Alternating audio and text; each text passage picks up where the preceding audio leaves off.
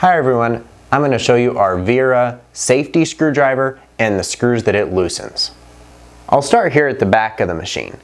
We can use the screwdriver on the terminal screw here, the screw that holds the motor on, and it works really good for this one because with this plastic coating it's not going to mar up the finish of the machine if you bumped it.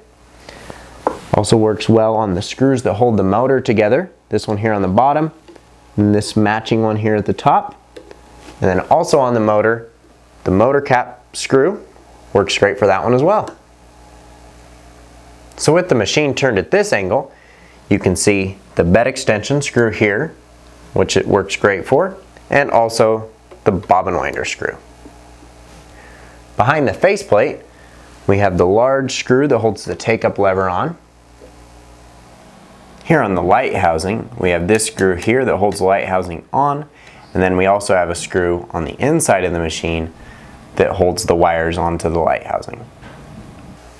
And there's also several screws underneath the machine that you would use a screwdriver for if you were doing a complete disassembly or adjusting your feed dogs.